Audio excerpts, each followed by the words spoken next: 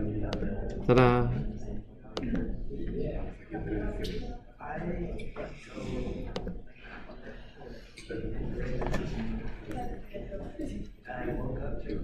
All right, y'all. Welcome. Another beautiful day in the neighborhood. Kinda. I guess it's a little stormy out, but I didn't get rained on yet, so at least it's good for me. Behold, the new and updated formula sheet in all its glory.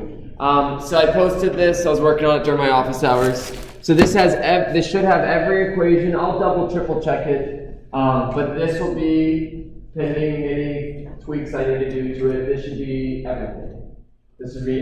This is what you'll get on the final. The last chunk is all rotation stuff because that's what we're finishing up with. So what I added, it looks like a giant chunk, is this whole chunk here. So we can see some of the equations we talked about last class, the connections between linear and angular, just multiply by r. They're all there. And then this whole chunk here, which takes up a bunch of space, what I really want, so we're going to talk about this today, this whole big chunk here. What I really want to point out while we're looking at this formula sheet, and we're going to see it again when we get to the actual PowerPoint today, it's just the kinematics equations, but instead of like straight velocities, now it's angular stuff. So literally, like if you just look at this first equation, velocity equals initial velocity plus acceleration times time. Angular velocity equals initial angular velocity plus angular acceleration times time. Average velocity is final velocity plus initial velocity divided by 2. Angular average velocity is final angular velocity plus... It's literally the same equations, you just put in the rotational stuff. So that's something really nice about at least 75% of what I'm teaching you this week and next week is just saying all the stuff from kinematics and forces, we're just replacing them with rotational variables. But they're like the same equations. You just swap them out with a variable for rotation, which is nice. It makes it nice and easy and convenient. And again, you can kind of look through this and see this.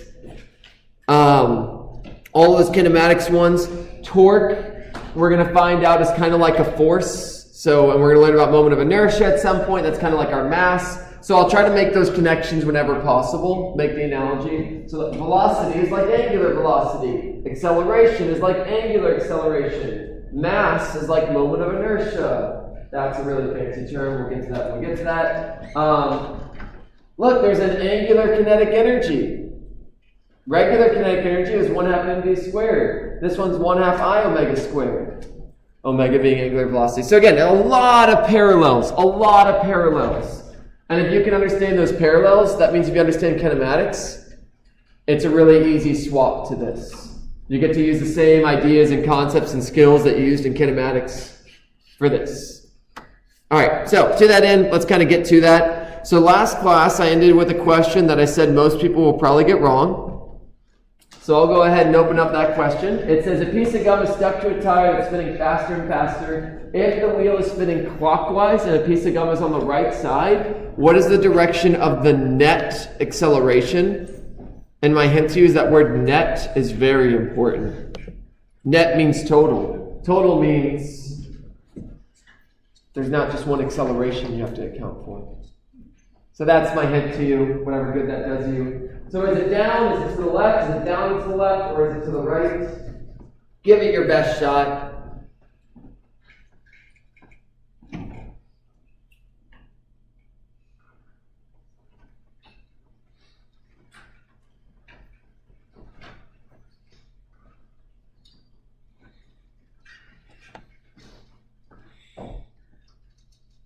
Well, we're doing all right. We got about 50% of people I think are getting it right. The rest is kind of spread out pretty evenly. There's even someone that picked E.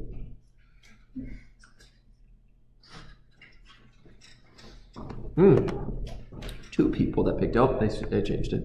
There's still one person that picked E. All right, we'll go to a minute 10. Give me a second, mine stopped. Oh, that's fine. I'll wait a couple more seconds for you. If it doesn't work, just come at the end and tell me or shoot me an email or something. I'll give you the points. All right, it just Did it work? yeah, it just showed. All right.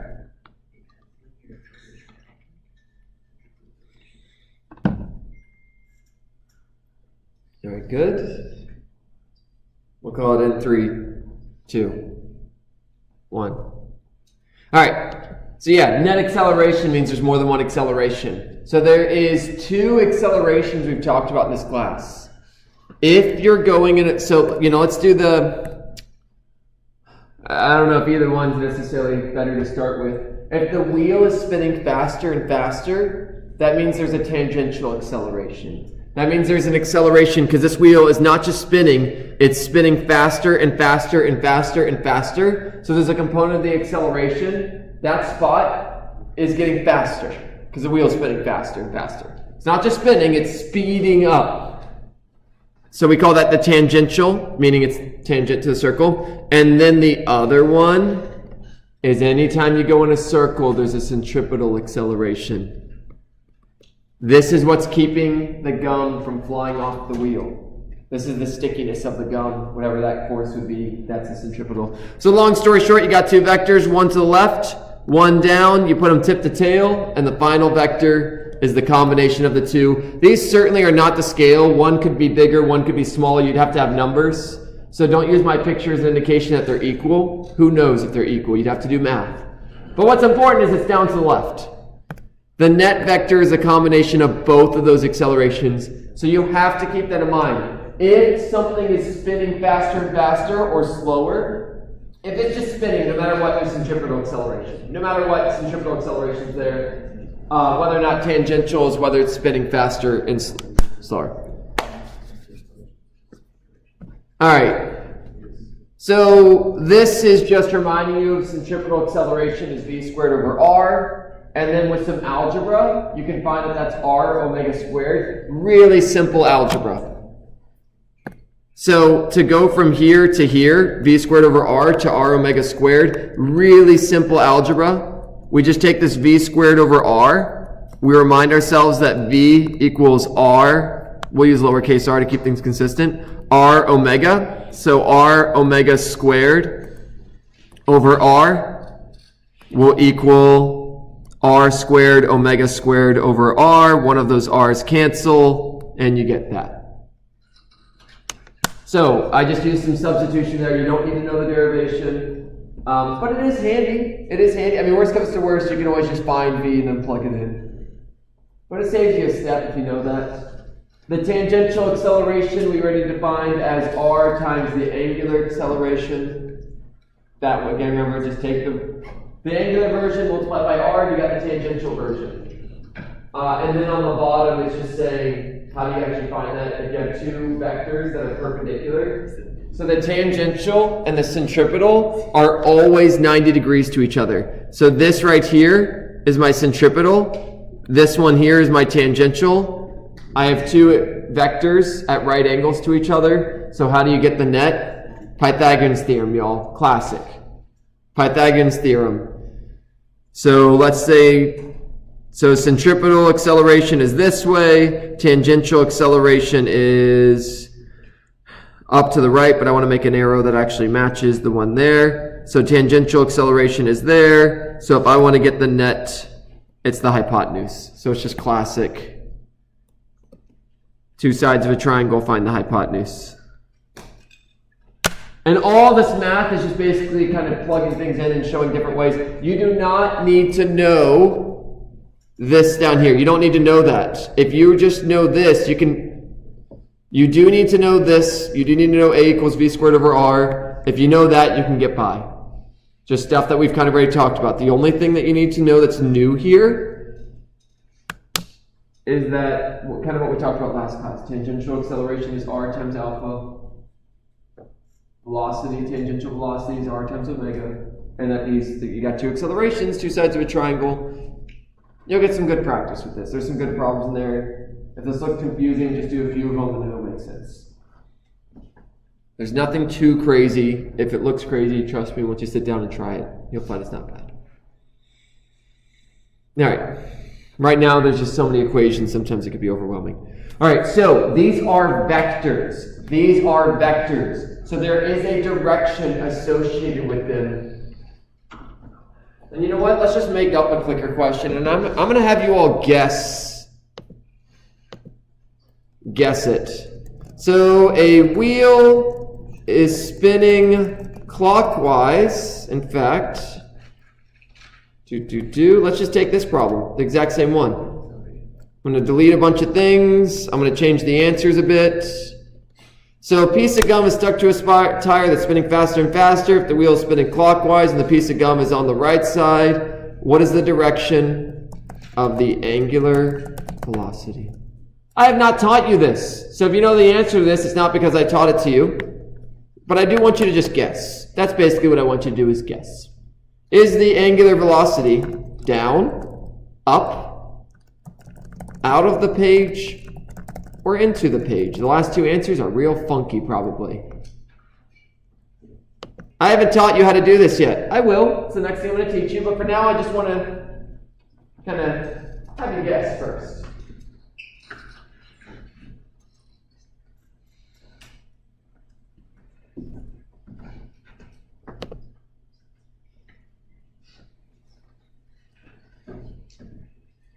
When the piece of gum is on the right side, what is the direction of the angular velocity?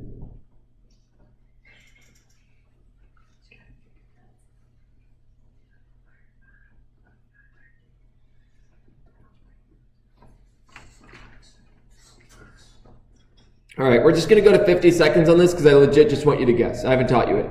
Either you know it or you don't, kind of thing. But the only reason you know it is if you took physics before. 5, 4, 3, 2, 1. All right, so I haven't taught you this. Again, I keep stressing that, so I just want you all to feel at ease. If you got the wrong answer, that's fine.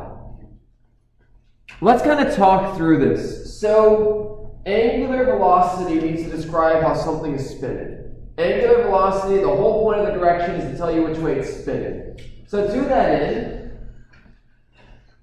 something that's probably immediately tempting is to say it's down.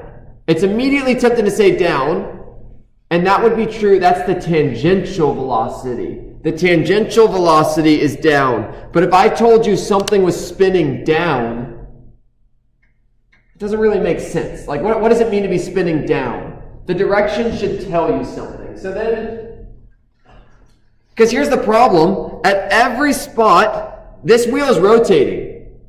So like, when I say what's the angular velocity of this wheel, I can't just pick any random spot and pick a direction, because the whole wheel has the same angular velocity. The whole wheel is spinning at the same rate. The part on the side spinning at the same angular velocity as the spot at the top, as the same spot here, as the same spot here, as the same spot here. Everything on that tire is spinning at the same rate. That's what angular velocity is how fast it's spinning. So then how do we decide a direction if the tangential velocity is constantly changing? And I'm just going to go ahead and tell you what the answer is, and then we'll come back and look at it. We're going to introduce something called the right-hand rule, which means I have to turn on my webcam so I can show people online, because it's a visual thing. So what is the direction of this velocity? It's into the page. And again, I have not taught you this, which is why there's so many different answers. But let me go ahead and turn on my webcam. This is the only right-hand rule. When you get to Physics 2, you're going to get more right-hand rules. So something to look forward to. How exciting. Let's see, is my face there? Let's see, I forgot that I needed to have this, because if I try to explain this, nope, still not there. Order, move to top, still not there. All right, give me a couple seconds, because otherwise I will just have to do it in words, and it will be not ideal, but it'll do. Y'all can see what it looks like to stream things, so exciting. This is the only thing I teach that has to be, I kind of have to do it with my visual. My face here. Ah, there I am. Look, it's me twice. How exciting. For in class. Online, you're just seeing me. All right. Plop you there. Plop you there. Good job, me. All right, so right-hand rule. Here's the way right-hand rule works. I'm going to show you this problem, and then we're going to talk, then I'll have a slide that formally does it. Really simple. You take your right hand, you have to use your right hand, I'll show you why, and you curl your fingers in the direction that it's rotating.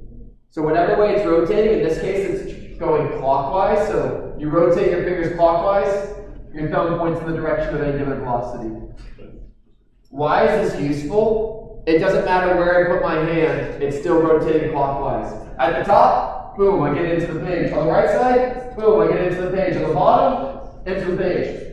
On the left side, into the page. No matter where you put your hand, you get the same direction, which is important because the whole thing's rotating at the same velocity, no matter where. So, rotate, boom, in. That's how you do right-hand rule. So if something is spinning, the angular velocity is described perpendicular to the direction of spinning. That way it's independent of, you don't have to pick a spot on the wheel, it doesn't matter. Boom, there it is. Nice visual of it. So you just curl your fingers in the direction and your thumb points in the direction of angular velocity. When it comes to angular acceleration, you use the same right-hand rule, but you have to be careful. You have to be careful. If you're speeding up, it's the same direction as omega, because that means it's making it bigger. Remember, when velocity and acceleration line up, you're speeding up. When velocity and acceleration are opposite directions, you're slowing down. So, when it comes to angular acceleration, if you're speeding up, great. Just right-hand rule, easy peasy. If you're slowing down, it's the opposite direction. Very, very, very important to recognize that slowing down is the tricky one. That slowing down is the tricky one. What does that mean? Means I very likely will ask something like that on the test. Yay! Because that's going to test whether you understand it. That's really going to test it. And it's fairly straightforward. Remember, if velocity and acceleration line up, it doesn't matter which way they line up. They could both be pointed to the left, both be pointed down, both be pointed up. Doesn't matter. If they're lined up the same direction, you're speeding up. If they're opposite directions, they're slowing down. That's why when you're slowing down, it's the opposite. If your acceleration is opposite to the direction of motion, you're slowing down. A negative acceleration does not mean slowing down. A negative angular acceleration does not mean slowing down. It only means slowing down if it's opposite to the velocity. That's really, really, really important. When I drop my water bottle, it has a negative acceleration. It's not slowing down. So that's something that's really important for you all to understand within the science context and within engineering context. It's really tempting to think of negative as decreasing. No, negative is just a direction. Okay, so direction stuff, great. And you know what? I think past me used this exact same picture. Oh, look. I didn't even realize I already had this question in there. So we call that test retest reliability. So I'm not going to ask this. You know what? Let's change this problem to make it, see if you're paying attention. A piece of gum is stuck to a tire that is slowing down. What is the direction of the angular velocity? And I just need to change this because my current picture is not counterclockwise. So through the power of changing the direction of the arrow, good job me. All right. A piece of gum is stuck to a tire slowing down if the wheel is spinning counterclockwise and the piece of gum is on the right side. What is the direction of the angular velocity? Now that I've told you this, it doesn't matter that it's the right side. It doesn't matter where that gum is. I could have just said, what is the angular velocity of the tire? Wouldn't matter. The answer is the same no matter where you look. The angular velocity at every single spot on this thing is in the same direction. What is that direction?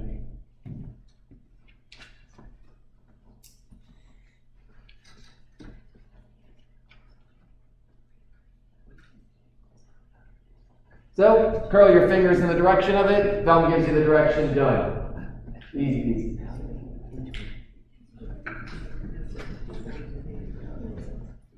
All right, we'll go to minute 05. If you use your left hand, you're going to get the wrong answer. I will also prove that to you all. All right, so we'll close this out in 5, 4, 3, 2, 1. So, let me just prove to you all. I have 2 hands. Woo! If I curl them both in the direction, so it's going counterclockwise, so I curl them counterclockwise, notice that my thumbs are in opposite directions. So this is why you need to use the right hand, because the left hand points in the wrong way. You can see that if I curl them both. So if you use your left hand, and that most people are right-handed, and I say that because on the test, or in anything, you're very likely to have your pencil in your right hand, so you'll be tempted to use your left hand because it's not holding anything and it's free. Be careful of that. Be careful of that. That's a really easy mistake to do. It's called the right hand rule. That won't be on the formula sheet anywhere. That's just something to be careful of. Yeah, so you curl your fingers in the direction of this, and my thumb is out of the page. You curl your fingers in the direction of this counterclockwise. My thumb is out of the page. I'm going to go ahead and call out of the page as positive. It doesn't matter in this specific question, but we'll just say out of the page is positive, into the page is negative. It's just convention. You can do whatever you want. Yeah? Did you say it was opposite when it was slowing down? That's a great question. And that has to do with angular acceleration. Yes. Yeah. So, what a great segue into this. Someone asked, didn't I say it was opposite when slowing down? So this question is saying, what is the direction of angular acceleration? The last one was angular velocity. So angular velocity, just do right hand rule, easy peasy. Angular acceleration, you do right hand rule, and then you have to think one step further. Am I speeding up or am I slowing down? Depending on what's happening, that's going to tell you whether it's the same direction as angular velocity or the opposite direction. I'm sorry, for the conversation, the angular velocity when you set it into out of the page. Mm-hmm. Oh, yeah. Oh, let me fix this, y'all. Sorry. This question, I forgot to fit. Okay. Nah, this is fine. Let's keep this question. The last one was counterclockwise. Just to make certain that you didn't miss this, this one's clockwise. This one's clockwise. Okay? So the problem did, not only am I asking for angular acceleration, it is back to clockwise. So just, it's a tiny little thing. Normally I wouldn't try to do something subtle like that. I didn't do it on purpose. I changed the last one. I would have had to change this one. So this one is clockwise. It is slowing down. What is the direction of angular acceleration? It is clockwise, so you will have to think through this, which is why we're getting a lot of different answers. It's actually kind of nice that's clockwise in some ways. You know what? I'll probably end up keeping this, and I'll just kind of highlight these things. Clockwise, because otherwise people just kind of fall into some habits. All right, we'll go to 150, so 10 more seconds, though I think everyone's kind of answered. And 5, 4, 3, 2, 1. Okay, so we're going to do right hand rule. Great, fantastic. Right hand rule, I turn my fingers clockwise, I get into the page. That's the direction of angular velocity. That's the direction of angular velocity. I didn't ask for angular velocity. I asked for angular acceleration. So you have to go one step further. So angular velocity is into the page. Awesome. But that's not what I'm asking for. I'm asking for angular acceleration. And for angular acceleration, so angular velocity is into page. We are slowing down. To slow down, my acceleration needs to be opposite to my velocity. To slow down, you need to accelerate opposite to your velocity. So in this case, the angular acceleration, which is alpha, is opposite that, out of page, because it is slowing down. Very, very important. If it was speeding up, it would be into the page. But it's not speeding up.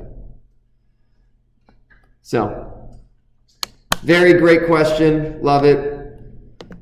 Direction matters, y'all. It may seem like a small and silly thing, but this stuff matters. You're going to be using computers to calculate things. You have to put things as positive or negative into said computers. So if you don't know the direction, and you say the angular velocity is positive when it should be negative, that could screw. You're basically saying this thing's rotating the wrong way, which can make a huge problem. Like, you can just imagine all the cases of where something's supposed to spin one way and spinning the other. Easy example, car. You put your car in drive, you expect your wheels to spin a certain way. If they don't spin that way, you've got a problem. There's so many cases of that, and especially because computers are a thing where you all will be inputting numbers into them and they'll be doing calculations. If you do not put the right sign in front of your numbers, it could have some severe consequences. So honestly, this is potentially even more important than like doing the calculations, is being able to recognize positives versus negatives, as tiny of a detail as it may seem. All right. So, rotational motion equations. I kind of already showed them to you at the beginning of class in the formula sheet. They are just like the linear ones we learned at the very beginning of class. So it's kind of a nice review in its own way of kinematics. There is some good news. There is no 2D rotational motion. That would be wild. We are not going to rotate something and then have an angular acceleration in a perpendicular direction to that in this class. That would just be a wild question. So it's all one-dimensional rotation. So that's kind of nice.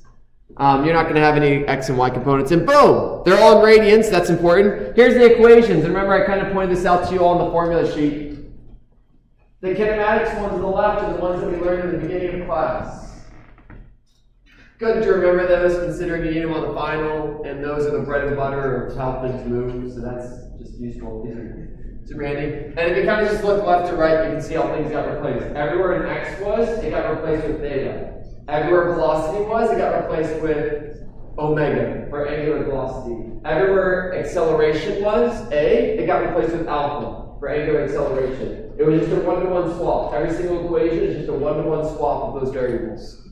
Everywhere v was, and I'll kind of put that up here at top. So everywhere x was, it got switched to theta. Everywhere velocity was, it got switched to omega. Everywhere a was, it got switched to alpha. And that's all that happened. All the finals stayed in the same place. All the initials stayed in the same place. So if you're good at 1D kinematics, you should be great at this. If not, hey, extra practice in a new context. But yeah, this is why the formula sheet looks like it grew so much. These equations just take up much space.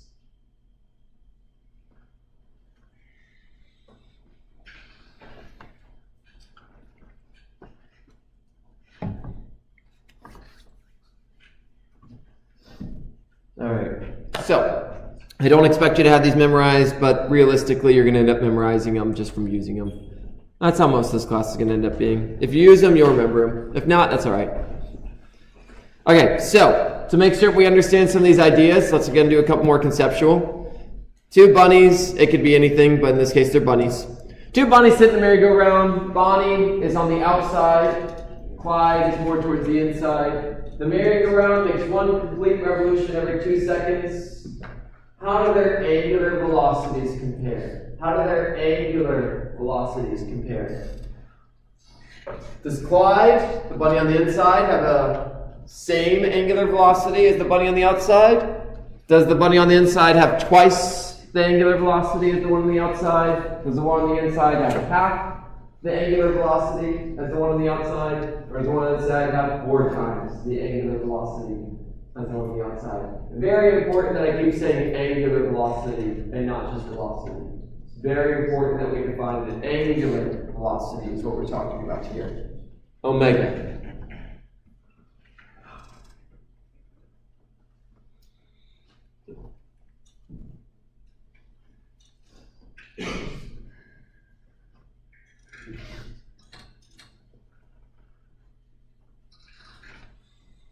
All right, we will go to 120. Now I'll go to 125.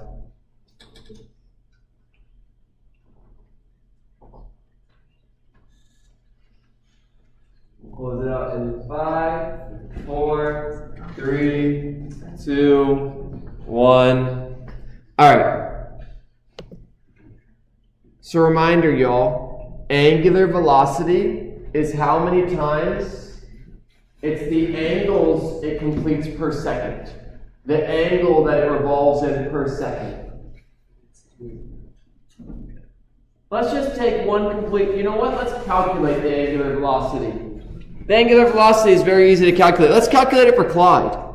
So, angular velocities, for constant angular velocity, it is the change in angle over change in time. Well, let's pick something easy, because we have it makes 1 revolution every 2 seconds. So in 2 seconds, it makes 1 revolution. What's the angle for 1 revolution? It's 2 pi. Notice how you can't tell which bunny I picked. They both make 1 revolution in 2 seconds. Angular velocity is how fast they're spinning. How fast they're spinning. How many revolutions, you can kind of, it's technically how many radians per second, but if it helps, you can kind of think of it as revolutions per second. They're both spinning at the same rate. They're both spinning at the same rate. So their angular velocity is the same. Yeah. Yeah, so in the previous examples where we were using the gun, like, so let's envision like a wheel. I guess like what I'm trying to say is like, if it's spinning clockwise on one direction, it's clockwise on the other side, right? Yeah, it works out because your frame of reference would change. So both velocities are going towards each other? No, so if you looked at it from the other side. So the question was, like, if we wanted to answer what's the direction of, so this is a good practice. What is the direction of angular velocity here? Spend 5 seconds, do right-hand rule. What is the direction of the angular velocity here? Looking at it from above, it's going clockwise. So what is the direction of angular velocity here? The angular velocity is down. This is the direction of omega, the vector. So, right now you're looking at it from above. Imagine you were looking at it from below. So from above, it's going clockwise. If you looked at this thing from below, and this is going to be really, you're going to have to be creative here. If you looked at this thing from below, it's going counterclockwise. Depending on how you look at this thing, if you look at it from above, it's clockwise. If you look at it from below, it's counterclockwise. And to that end, you get the same direction either way. You get the same angular velocity, no matter which way you look at it. So from above we get this way. So above, it looks like this. From below, we get counterclockwise, and you'll kind of have to think about that. If we're looking at it from above, our finger points into it. If we're looking at it from below, it points out of it. But out of it from below is still down. So that is really important. It doesn't matter which way you're looking at this thing, you get the same answer. That is a really important point to make. Yeah. And what if the revolutions are constant? And that's what let us use, yeah, it's still down. The angular velocity, yeah, so the question was, what if this was a constant angular velocity? We'd still have an angular velocity, but our angular acceleration will be 0. Our angular acceleration will be 0 if it's constant. So it's only opposite when it's speeding up or slowing down. Yep. That's a great point. And in fact, why don't I add that to that? Direction of alpha, if speeding up, same direction as omega. If slowing down, opposite direction omega. If constant angular velocity, it's alpha equals 0. I have to copy it because it's a Greek letter. If constant, alpha equals 0. That's a really good point to make.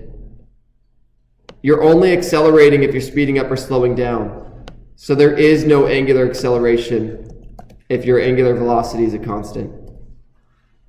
Very, very good point to make. Very important point to make.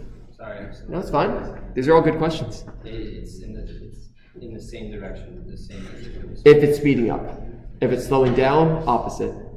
But if it's constant, it's also. If it's constant, there is no vector. Oh. There is no arrow.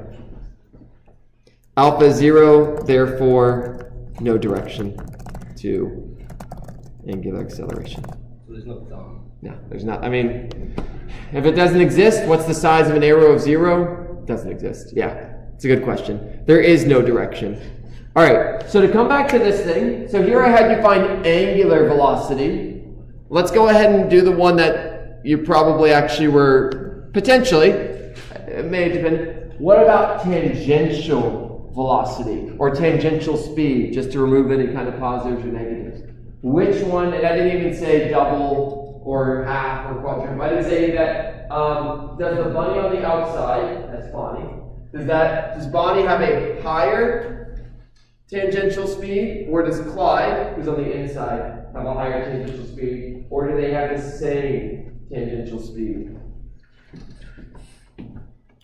And this is where I wish I had a meter stick. Whatever, my umbrella will do.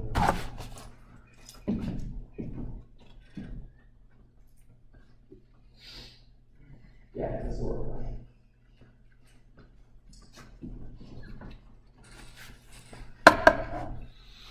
All right, I'll close this. We're doing pretty decent on this one. I'll close this out at 105. Close it out in 5, 4, 3, 2, 1. All right. So there's a couple ways we can think about this. Mathematically, I think maybe the easiest. Remember that velocity, tangential velocity, is the radius times the angular velocity. So as radius goes up, tangential velocity goes up. If your radius doubles, your tangential velocity is doubled. If your radius is half, your tangential velocity is half. So Bonnie is going faster. If y'all have ever ridden one of those rides in the playground, you know that you can make a spin in a circle, you feel the fastest on the outside because you are traveling the fastest tangentially. You're rotating just as fast as anyone else that's on it. You're not rotating any faster, but tangentially you are traveling faster. And that's where it's important in your mind. You do have to separate angular velocity and tangential velocity. They are very different. What is the consequence of this? And again, this you all kind of know pretty well. If I want to hit someone with something, I don't want to hit them with the part that's close to my hand, because it's not traveling very fast. You want to hit it with the end of it, because it's literally traveling faster. And if you make it even longer, then it's going to hit it even faster. For the same rotation, I put my hand here, oh look at that, no problem. But over here, on the outside, it's traveling way quicker. Everything on this rod is rotating at the same speed. But on the angular velocity is the same. It's all rotating in a certain amount of time. But on the outside, tangentially, it's moving way faster. Yeah? Does that connect with wind turbines? That's one of the reasons you make wind turbines bigger. We'll also talk about torque. If you have two wind turbines both spinning the same speed, but one's bigger, you're actually going to be able to, you have more mass. So that's going to get into, we have to talk a little bit about moment of inertia and things like that. And we have to get to torque, which will be one of the things. So, yes and no, kind of backwards to it. So yeah, that's a great question. The question was, is that why wind turbines are so large? Part of that kind of connects to it, but when we get to torque, we'll really be able to talk about how torque connects to that. Torque will really help us understand that better. So, let's go ahead and do some math with this. A bicycle wheel with a radius of 0.3 meters rotates from rest to 3 revolutions per second in 5 seconds. What is the magnitude of the acceleration vector at the edge of the wheel at 0.5 seconds? What is the magnitude of the acceleration vector at the edge of the wheel at 0.5 seconds? There is many paths we can take to solve this problem. There is many paths. So I'm going to kind of go one path, but you have because we have this whole tangential and rotational stuff, kind of when you choose to go from one to the other is going to determine what kind of path you take. So there's a few paths that all get us to the same spot. But for now, let's just go ahead and write our givens, and then we'll kind of choose the path you want to take. As long as it gets you the right answer, it's a good path. Our radius, and I tend to use capital R, is 0.3 meters. If you use lowercase r, that's fine. It's not wrong. Rotates from rest, so that gives us a whole bunch of it. That gives us a few things. Our initial velocity is 0. Our initial tangential velocity is 0. Our initial angular velocity is 0. To 3 revolutions per second. 3 revolutions per second does not match any variables I taught. Okay, technically you can say it matches frequency. So revolutions per second, what I really want you all to catch here, that is not angular velocity. There is something we have to do to convert that to angular velocity. Remember you all, angular velocity, the key word there, the first word there is angular. Revolutions is not an angle. You need to convert revolutions per second to radians per second. Really easy conversion. So this revolutions per second is actually frequency. We kind of have talked about that. If I want to go to omega is going to be 2 pi times my revolutions per second. How many radians are there in one revolution? 2 pi. It seems silly, but if you want to use the equations, you have to use the right units. Like, you have to do this. It's a tiny thing, but if you don't do this, you can't use the equations. All right, so we're going to do that, and that's just 6 pi. At least it's nice. We'll leave it as pi. Honestly, I don't recommend you can plug that into your calculator and get a number for that, but 6 pi is going to be easier to plug into a calculator, honestly. Yeah. Is it saying 3 revolutions per second in 5 seconds, or it's saying 3 revolutions per 5 seconds? Yeah, so the wording here, that's a good question. So it's saying so it says from rest 3 revolutions per second in 5 seconds. So we have to kind of break those into what they mean. So rest means not moving. 3 revolutions per second is how many, we can convert that to angular velocity. 5 seconds is the time it takes for that to happen. So it takes 5 seconds for me to get to that. And so this is not just omega, this is my final omega. I am not moving at a constant 3 revolutions per second. It took time to get there. I started at rest. I started with an initial of 0, which means if there's an initial, there's a final. All right, and the time is 5 seconds. Okay, and what's funky in this problem is there's 2 times here. The problem says, what is the magnitude of the acceleration vector at the edge of the wheel at 0.5 seconds? So I'm going to actually leave my givens as is, and the way I'm going to put this is we are finding a net. It doesn't say what's the tangential acceleration. It doesn't say what's the centripetal acceleration. It doesn't say what's the angular acceleration. It says what is the acceleration overall, the magnitude of it. That's a net, which we'll talk about that in a second. Yeah. Why is it asking about at the edge of the wheel? Isn't acceleration like equal throughout? That's a great question. So the question was, why are we asking at the edge of the wheel? The angular acceleration is the same throughout. The tangential acceleration is not. Oh. Yeah, so that's a great question. Magnitude. Yeah, so that's where this A net matters. Remember, you all, if you're asking for A net, we are going to end up doing the square root of the centripetal acceleration plus the tangential. This was that first question we asked at the beginning of class. We go all the way back to that. And again, we have lots of options here. So many options about how to solve this. On a previous slide, I had done a bunch of kind of algebra. So some of that would make our life easier if we had those equations, those shortcut equations kind of written down. But I'm not about shortcut equations because I don't have those memorized. I memorize kind of the base equations and derive what you need as you go. That's what I do personally. You do whatever you want to do. You get a sheet of paper on this test. If you want to put the shortcut ones, go for it. Just make certain you're using them correctly. That's where you got to be careful. So, the base equations will never do you wrong. All right, so great. We got to do this. Let's just kind of write down these pieces. The centripetal acceleration is going to be the tangential velocity squared divided by the radius. So we see that radius in there. Why that matters. The tangential acceleration is going to be the angular, let's put the R first, R times the angular acceleration.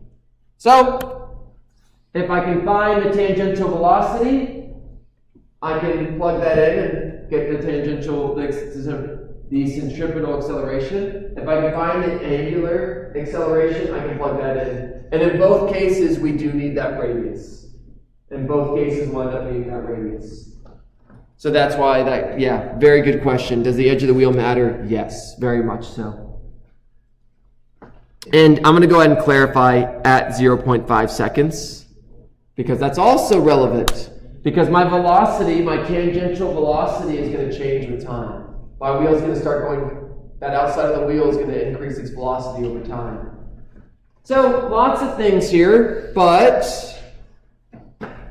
the key to all of this, y'all, is we're breaking it into pieces. Each individual step I've done is nothing crazy. I just wrote down my givens, nothing fancy there. We said, hey, we're solving for this. Okay, so I'm going to have both of these. Great. Then I said, okay, what's the equation for AC? There it is. What's the equation for AT? Great. Now I look at these and I say, okay, I know the radius. I actually forgot to put that as a... No, I put that. There's the radius. I don't know the tangential velocity. Let's go ahead and see if we can figure that out. Let's see if we can figure out that tangential velocity. Nothing here currently, kind of. And again, we have some options for how to get tangential velocity. I want you all to pause and think about what option you would... See if you can come up with a way. How can we get tangential velocity? I'm also going to pause and think. There's one that comes to mind immediately, but I'm going to see if there's an easier one that comes to mind. Both are fine. Like any method, if it works, it works. How would you want to find tangential velocity?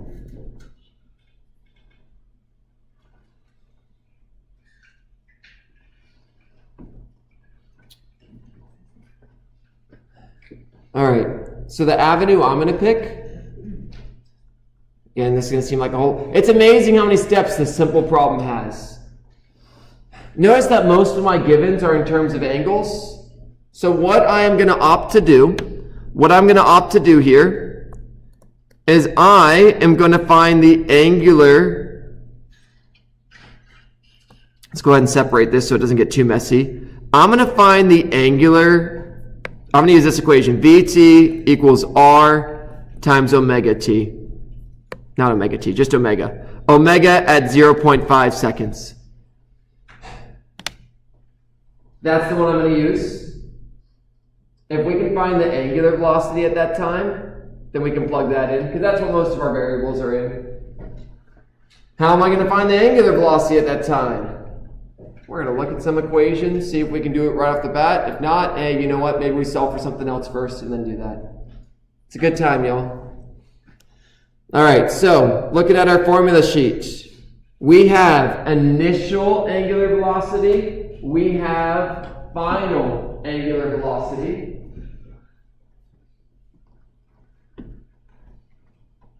We don't really know that much. So if we look at this equation sheet, right now, we are trying to find the angular velocity at some point. We are trying to find the angular velocity at some time. So we could use this one. This is what we're solving for, what I'm highlighting here. So we're going to have to use one of those equations. We're trying to find the angular velocity at some later time. The first equation honestly looks pretty good. It says, hey, the angular velocity equals the initial angular velocity plus alpha times t. We don't know alpha. We'll come back. Maybe we'll use that. Maybe we'll find alpha. The second one says we know the average. I don't know the average. Final one says you need to know how many times. You need to know the angles. Snap, don't quite know that. Last one, need the angular velocity. We're kind of in a bind, y'all. We need the angular acceleration, which sounds like a bad thing. But we needed to do that anyway, y'all. We needed to find the angular acceleration at some point anyway, so why not do it now? Why not find the angular acceleration now? So, how do we do that? How do we find the angular acceleration? Why don't you all see if you can figure that out, given our givens. This one's not fancy. This one's not super complicated. If you know the initial angular velocity, and you know the final angular velocity, and you know the time, it's really simple to find angular acceleration. This one we don't need to jump through a whole bunch of hoops. Think about it. See if y'all can come up with the equation for it.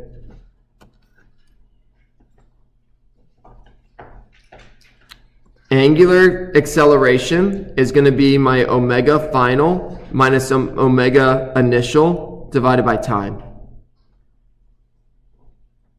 So you're going to put 6 pi minus 0 divided by 5. And boom, that'll spit out the number. Once you have angular velocity, great news. Once you have that angular velocity, you're going to take that, and if you want to find the angular velocity at 5 seconds, 0.5 seconds, we're going to take our initial angular velocity plus our alpha times 0.5. That's my time.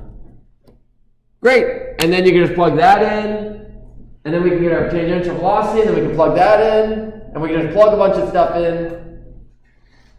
We're out of time. And honestly, as maybe unpleasant as this looks, I'm going to kind of probably leave, there is enough here for you all to work with. This is a great problem to wrestle with in terms of this goes back and forth, tangential to rotational, using the equations.